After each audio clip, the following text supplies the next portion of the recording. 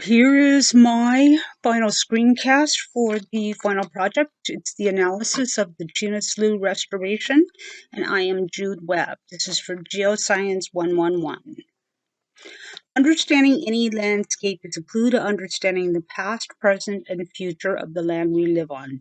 Each geographic piece can also have many hazards. Chena Slough affects locals, wildlife, migrating birds, as well as local fish. These sloughs and rivers are supplied by meltwater in the spring and rain in the summer. The dam has impacted the Chena Slough, but was beneficial for safety of Fairbanks because of all the flooding. All our sloughs are being looked at for restoration. The point of the dam is to make sure the river no longer causes damage by flooding. The 1967 flood caused $180 million in damages, caused major problems on Fairbanks and on Fort Wainwright.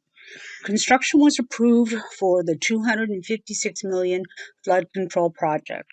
The Chena runs within approximately 8 miles of the Tanana River. It's right from where the Chena Dam runs to the Tanana.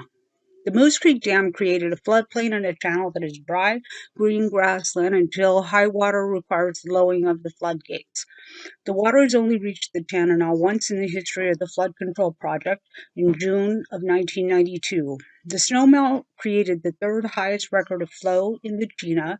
The other years were 67 and 48. A lot of people questioned whether the dam would really protect Fairbanks from the big floods before then, but worked exactly as planned and designed. Most people in Fairbanks were unaware of the large engineering project 40 miles upstream. In July of 2003, a flood would have reached Fairbanks.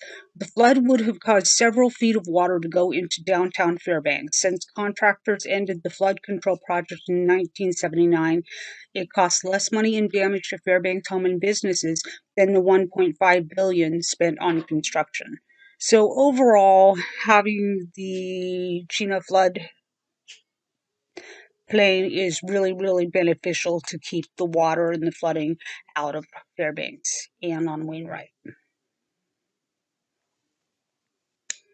I have been to the site and done research on what has been done and what is being done. I've looked at the news and what people have to say about cleaning up the sloughs and restoring them. They are a valuable asset to Alaska, and we can all do our part. I understand that there are many volunteers and organizations that are helping on this site. Turns out there are still too many unknowns to allow for recommendations, but they are looking at, using a chemical to slow or kill the plants and possibly dredging the sloughs. I understand the Noise Slough has the same problem.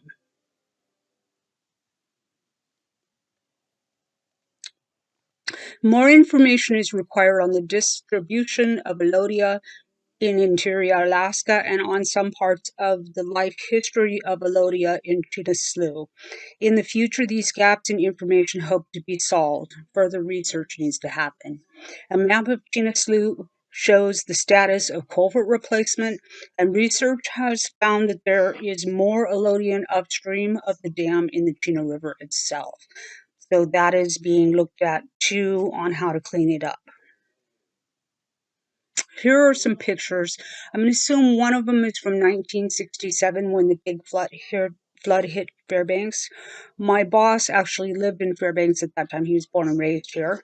And he said that all of his basements flooded and he lost a lot of inventory and some old, games and slot machines, and that he had to use a boat to get around downtown Fairbanks, that it was a real disaster, and apparently it was a very expensive disaster. Here we see three graphs. One is the flood potential outlook for Alaska. Alaska has a great deal of flooding. We all know that.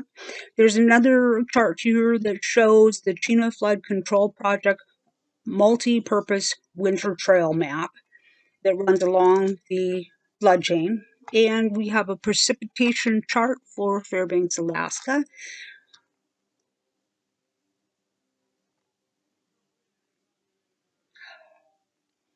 The slough has had a lot of attention in the media, and people are monitoring the project. There are a lot of volunteers to help. This is a valuable asset for Alaska students, researchers, residents, fishers, and wildlife here in Alaska. It's an also important habitat for the grayling. There are talks about using fluoride to help with the contamination. This is a systematic herbicide used for control of aquatic plants. Fluoride is absorbed by plant roots and shoots. It helps them slow down the formation of carotenoid pigments, that's a mouthful, that lets in UV lights and it helps slow the growth of the plants. Here's a picture of Chena Lakes, which is right there next to Chena Dam and the Chena Flood Channel. A lot of families and tourists come into this area to boat around the lake, fish, or just have picnics. There is still much information and research to do to restore the Chena Slough, but they are making progress and the project is getting a lot of attention and volunteers to help with it. The dam project of the Chena River was essential to the infrastructure in the surrounding areas, but the effort is being made to solve the issues in our local sloughs and improve the area for humans, fish, wildlife, and in general for the interior of Alaska. I know the North Star Borough would really like to see that whole area cleaned up and the sloughs to be restored. It's a very important infrastructure, ecostructure. The Fairbanks Alodia Steering Committee has held public scoping meetings in North Pole and Fairbanks. They have had educational events and invited public input on the Chena Slough Alodio eradication plans at the steering committee meetings. Many species of resident fish other than the Arctic grayling that are involved in the Chena Slough are brown whitefish, northern pike, long-nosed suckers, Cotostomus, slimy sculpin, Alaska blackfish, and lamprey. And here are my references for this project. I hope you learned something. I hope you enjoyed the presentation. Thanks.